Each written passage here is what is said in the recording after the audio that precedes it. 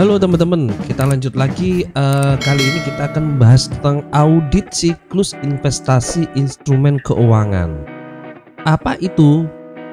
Ya, kita bahas langsung ya. Oke, kita mulai diskusinya. Silakan masuk kelas.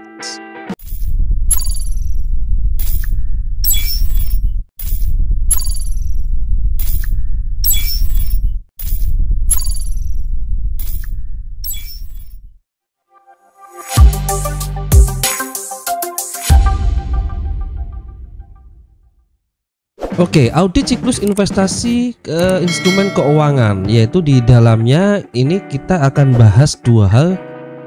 Audit siklus investasinya yang pertama adalah tentang audit siklus untuk obligasi dan saham, dan mungkin juga sekaligus ya kita bahasnya. Tidak investasi yang lainnya selain obligasi dan saham ya.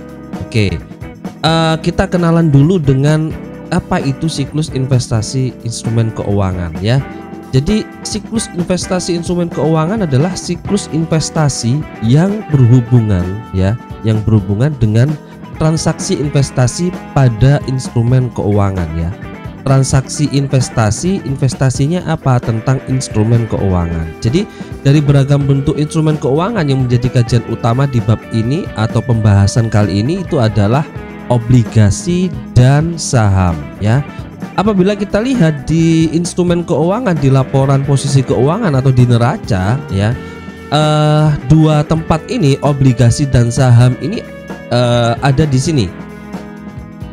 Jadi obligasi sendiri atau surat berharga itu ada di aset lancar ya, ada di aset lancar, sama halnya dengan piutang, seperti itulah. Jadi aset lancar ini investasi surat berharga. Kemudian sedangkan yang satunya saham itu masuk investasi jangka panjang. Ada investasi obligasi, ada investasi saham. Nah, dua akun ini yang menjadi atau terdampak dalam instrumen keuangan ya, investasi instrumen keuangan. Kalau dilihat dari laporan posisi keuangan. Nah, apa sih tujuannya? Mengapa perusahaan-perusahaan itu melakukan investasi? Kan perusahaan-perusahaan itu sudah menjalankan kegiatan usahanya untuk mendapatkan pendapatan ya, sesuai dengan bidang usahanya perusahaan itu sendiri. Terus mengapa melakukan investasi lah?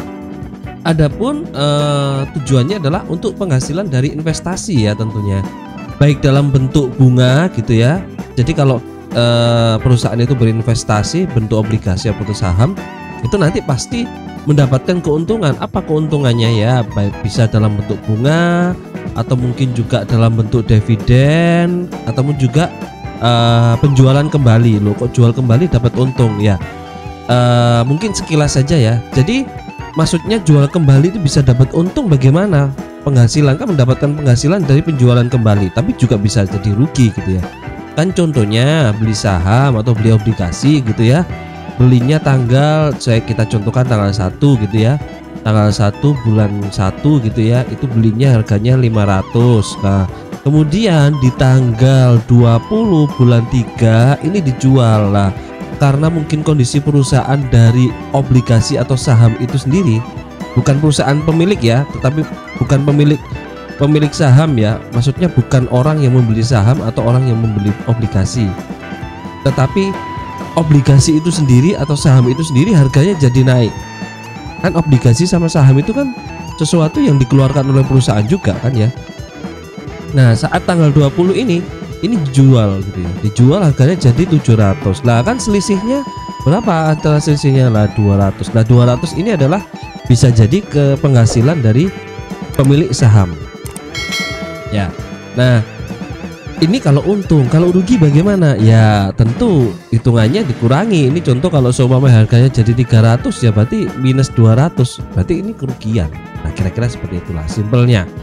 Kenapa perusahaan-perusahaan itu juga kadangkala membeli atau memiliki saham atau obligasi dari perusahaan lain. Jadi ini ada perusahaan gitu ya. Nah ini perusahaannya namanya A. Lah ini ada perusahaan lain yaitu perusahaan B gitu ya, kita perumpamakan. Nah kadangkala A ini memiliki saham atau membeli saham atau membeli obligasi milik perusahaan B.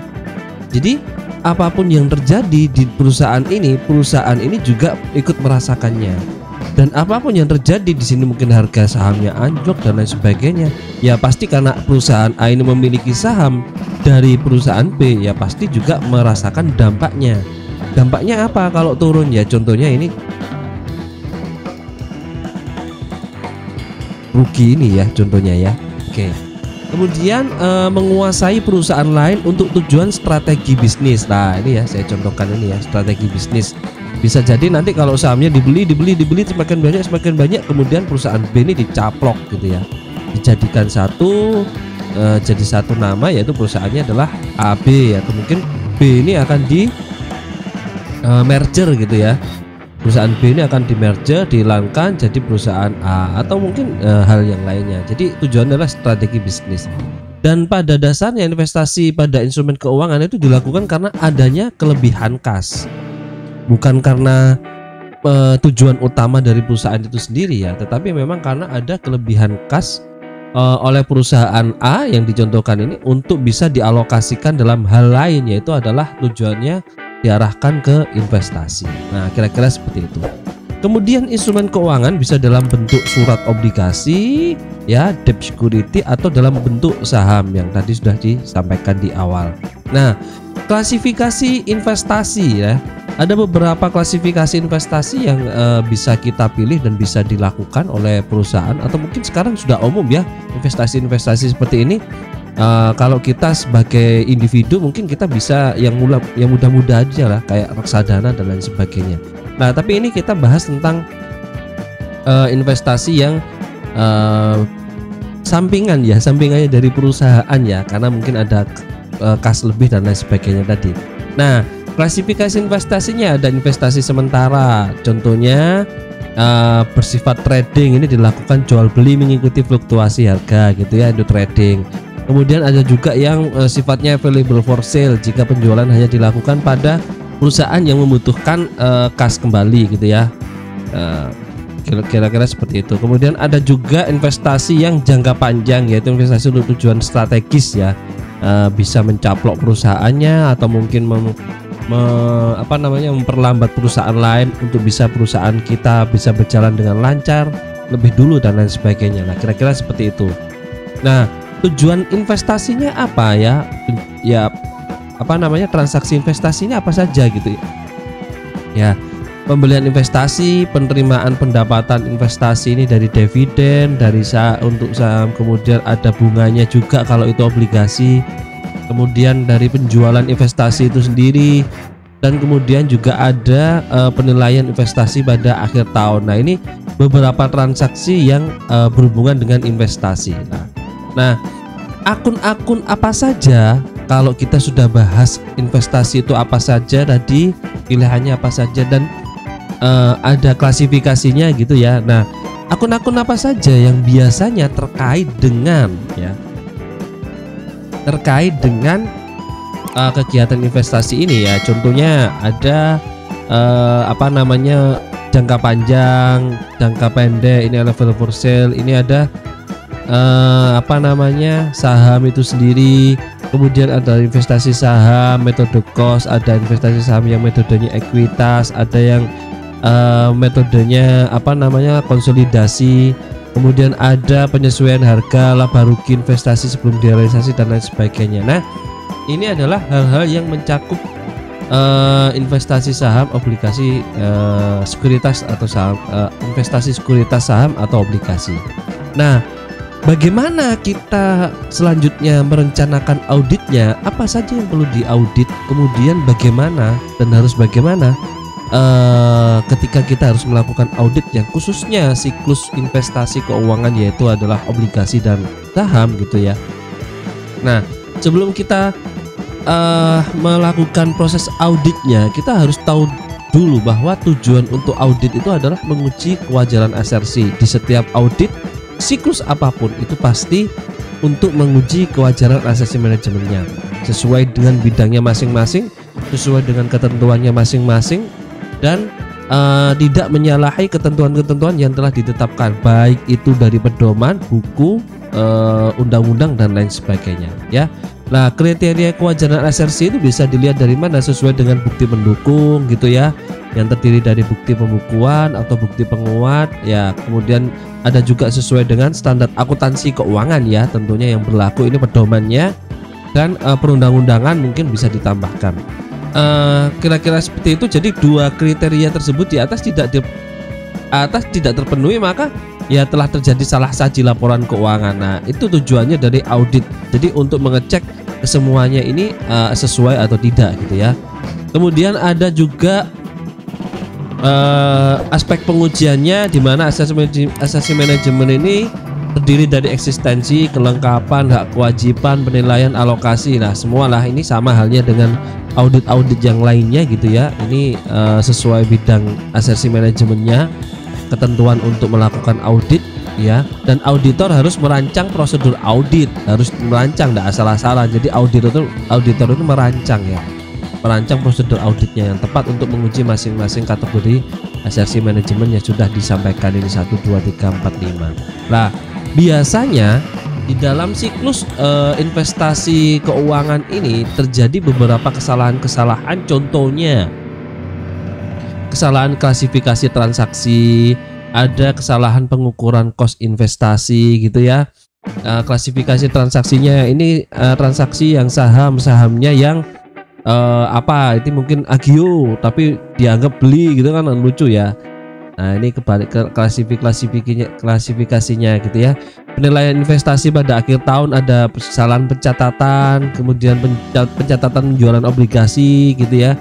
Itu ada kesalahan pencatatan pendapatan atas investasi sesuai dengan klasifikasi investasi gitu ya. Nah, ini kesalahan-kesalahan yang memang sering terjadi di dalam kegiatan investasi keuangan gitu ya.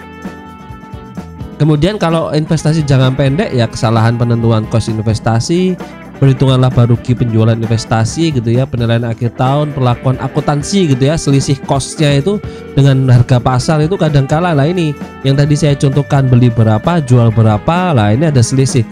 Tadi kan kita pakai harga harga paten ya 500 gitu. Kadang kala harga itu tidak paten, ada 572. Itu penulisan seperti itu kan harus detail, harus sesuai, karena itu satu. Kalau seumpamanya 1000-an berarti kan 1000 dikali 572. Jadi kalau tadi kan saya contohkannya gini, sebentar saya contohkan tulisannya.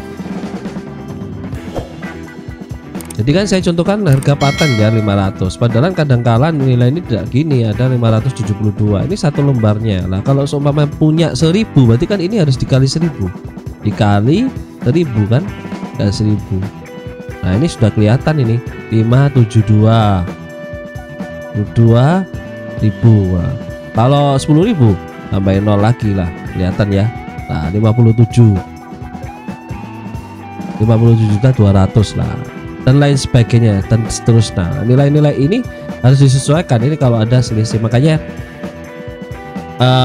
pencatatan ini rawan kesalahannya adalah di sini, rawan ya, potensinya belum tentu salah juga, tetapi potensi salah sajinya. Makanya di sini disuguhkan agar saat melakukan audit beberapa hal perlu diperhatikan, karena ini yang sering terjadi.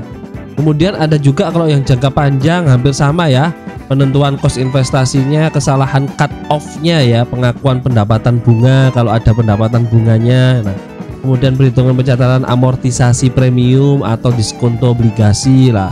Pencatatan kesalahan yang seperti ini yang sering terjadi. Kemudian ini kalau obligasi, kalau saham hampir sama.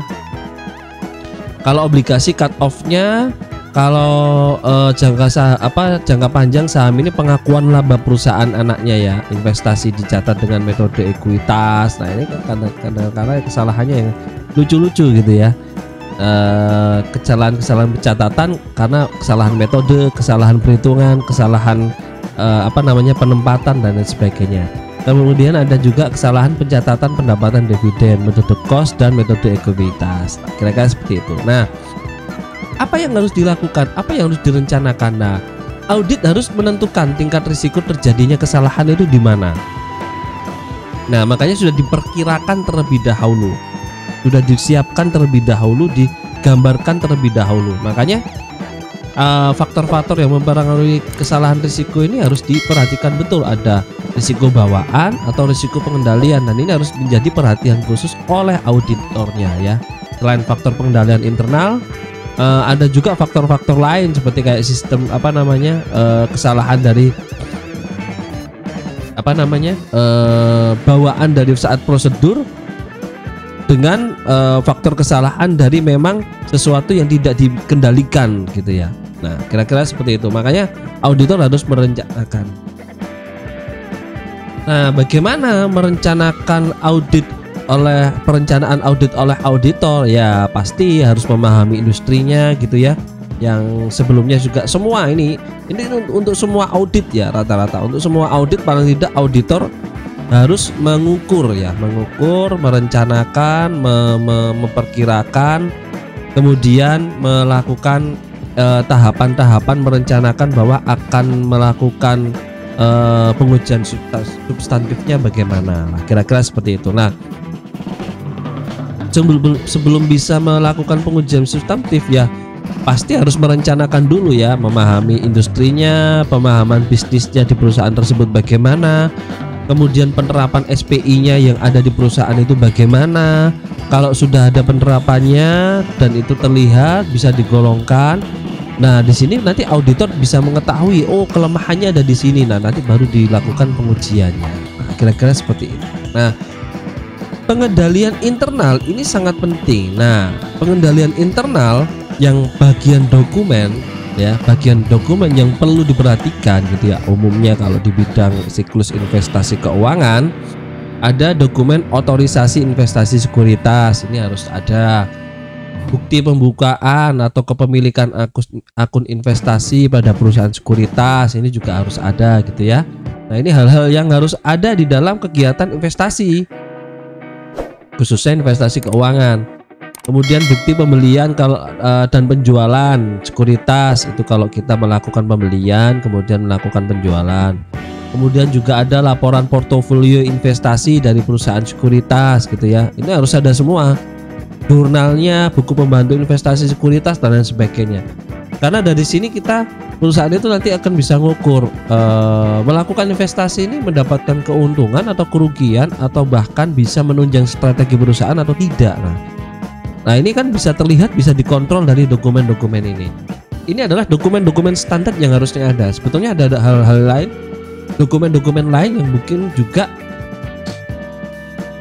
menjadi penunjang utama dalam kegiatan sistem pengendalian internal.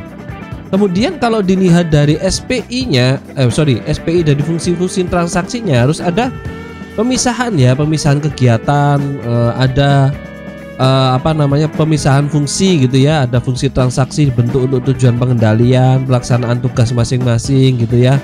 Ada fungsi otorisasi pembelian, penjualan itu sendiri, ada fungsi pembukuan transaksi itu sendiri gitu ya. Ada fungsi evaluasi kinerja investasi juga bagian tersendiri. Dan diharapkan dalam pelaksanaan investasi keuangan, dalam siklus investasi keuangan ini bisa dipisah sesuai bidangnya atau bagian sendiri-sendiri ya. Tetapi kalaupun tidak bisa ya nanti mungkin harus disesuaikan dengan kondisi perusahaan. Tetapi tidak mungkin lah perusahaan bisa investasi tapi tidak bisa melakukan pemisahan atau pemisahan bagian atau fungsi ini sendiri-sendiri ya. Nanti kalau tidak dilakukan ini ya juga dampaknya ke perusahaan itu sendiri, perusahaan yang melakukan pembelian saham atau obligasi lah. Kira-kira seperti itu.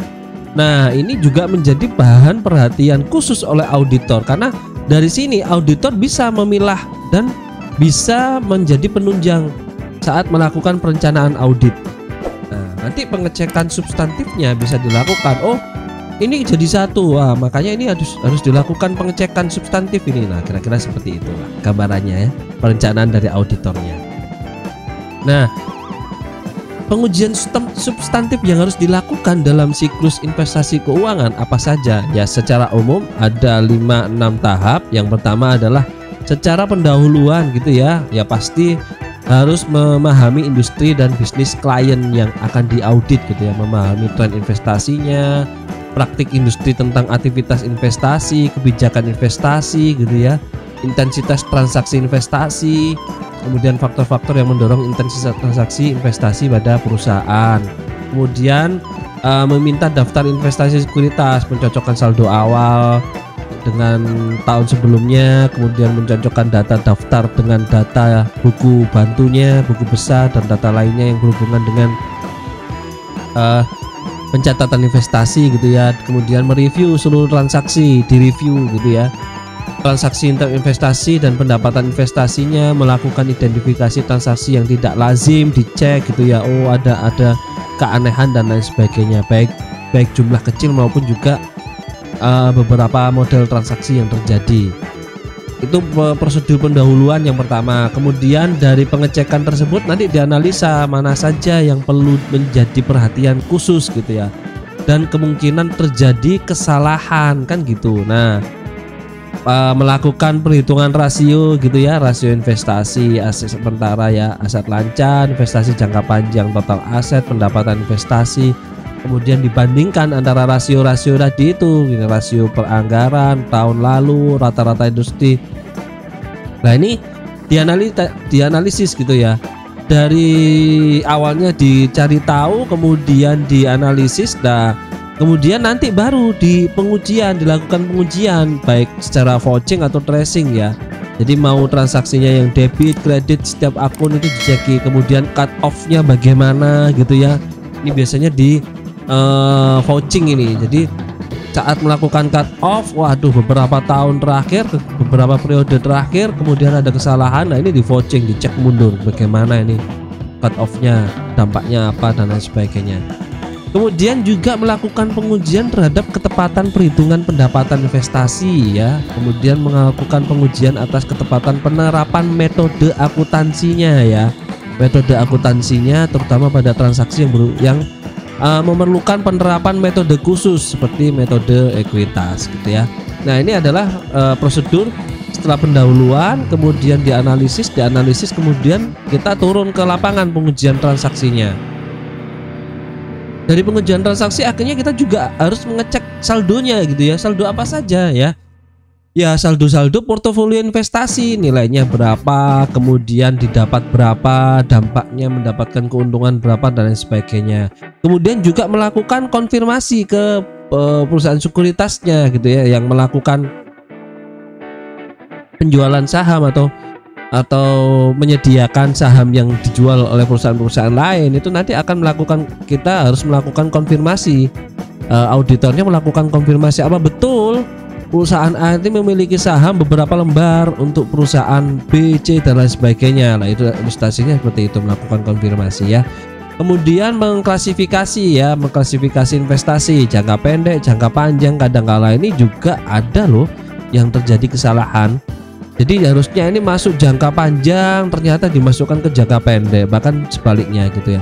Dan itu ada yang terjadi kesalahan ya, namanya juga human error, yang melakukan input ya, kesalahan orang gitu ya. Ya itu macam-macam lah gitu ya. Kemudian verifikasi dokumen kebijakan investasi, kemudian pernyataan manajemen tentang klasifikasi investasi, dan kemudian juga dicek juga estimasi akuntansinya gitu ya, dari sisi laporan keuangannya, ketepatan saldonya dan sebagainya. Itu dilihat dari laba rugi transaksinya, pendapatan dividen, pendapatan bunga investasi obligasi, amortisasi premi, diskonto obligasi dan sebagainya ya, yang berhubungan dengan kegiatan-kegiatan investasi yang tentunya di sisi dari ketepatan saldonya. Kemudian penyajian dan pengungkapannya bagaimana? Nah ini harus dicek juga penyajian transaksinya, kemudian standar akuntansinya yang berlaku, ketepatan identifikasinya, klasifikasi investasinya. Ini juga perlu di review secara penyajian dan pengungkapannya. Nah kira-kira seperti itu poin-poin di dalam siklus investasi keuangan, khususnya di dalam investasi yang karakteristiknya adalah saham dan obligasi. Jadi pada intinya teman-teman, apapun siklus audit yang akan kita lakukan auditnya, itu adalah kita harus mengenali terlebih dahulu lokasinya, proses bisnisnya, karakteristiknya dan lain sebagainya. Nah Beberapa hal yang selalu saya ulangi lagi adalah tentang SPI dan pengujian substantif, dan beberapa hal tentang risiko-risiko kesalahan dan manajerial gitu ya. Itu harus menjadi perhatian khusus karena seorang auditor tidak akan bisa memiliki nilai lebih, tidak akan bisa melakukan audit yang maksimal apabila tidak memahami prosedur dari yang sedang diaudit, apapun itu siklusnya, mau pendanaan, pendapatan, pengeluaran, SDM, bahkan yang terakhir ini yang kita bahas siklus investasi keuangan. Oke, kira-kira itu ya teman-teman ya. Sampai ketemu lagi di video-video berikutnya yang membahas tentang siklus audit yang lainnya. Oke. Semoga video ini bermanfaat. Apabila ada yang ingin ditanyakan, silahkan disampaikan di komentar. Oke, selamat belajar. Semoga bermanfaat.